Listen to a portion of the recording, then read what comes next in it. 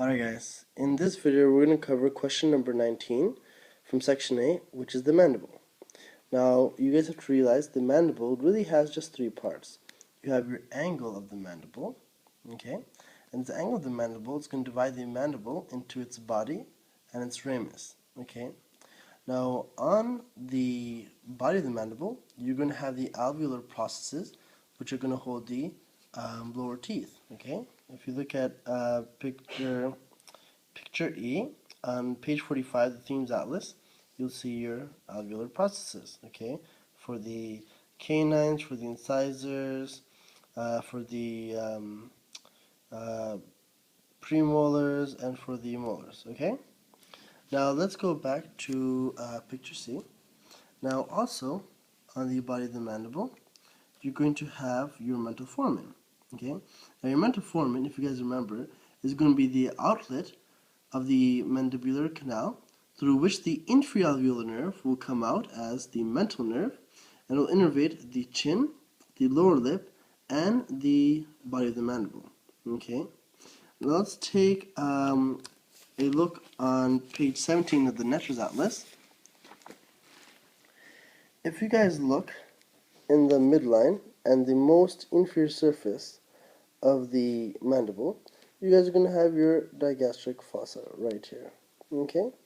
Now this digastric fossa is going to give origin to the anterior bellies of the digastric. Okay?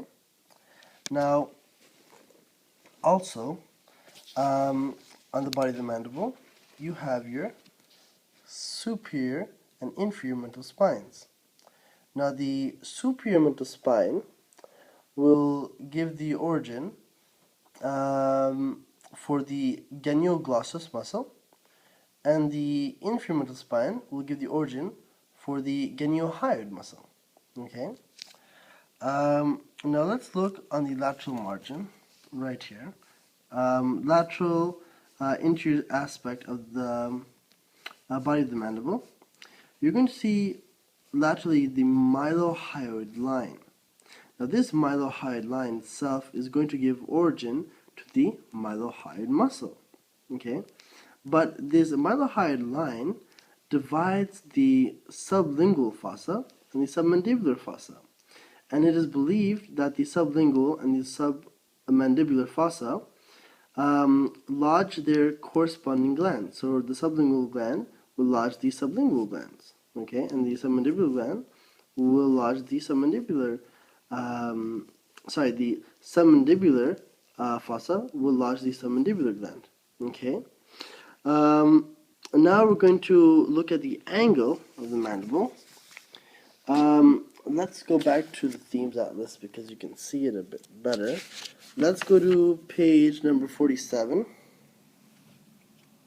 Now, on the angle of the mandible, you have a roughened surface for the site of attachment.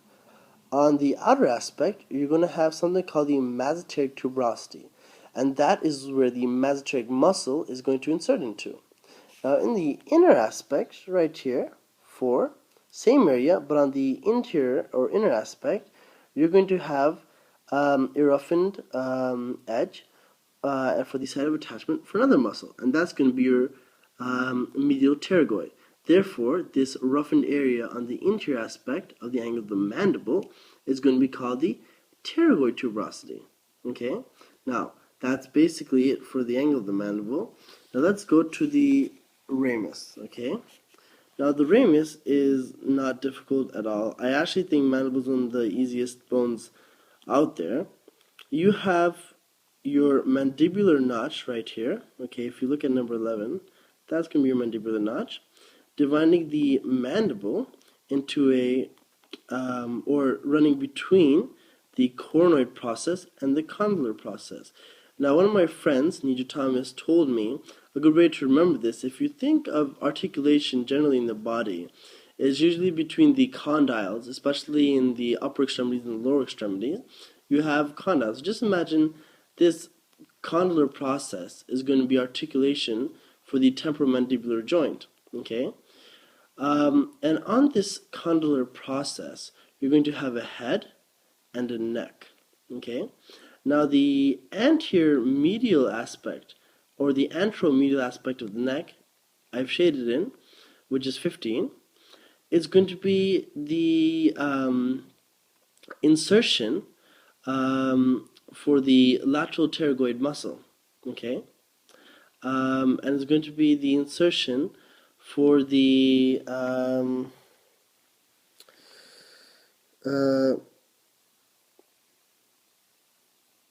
I just believe I think it's just the insertion for the lateral pterygoid, okay, and that's going to be it. And then you have your coronoid process right here. So, like I said before, you have your mandibular notch running between the coronoid and the condylar process, okay, and the coronoid process is going to be your insertion for the temporalis muscle. Now, a good note is to know that all masticatory muscles insert onto the mandible because the mandible is essential for chewing. Okay. Now, I just remembered what's exactly the pterygoid fovea for. It's just going to be attachment for the lateral pterygoid muscle. Sorry, I confused you guys. And guys, honestly, that's the mandible in its entirety. Okay, or that's enough for the examiner for the oral part of the exam. Okay.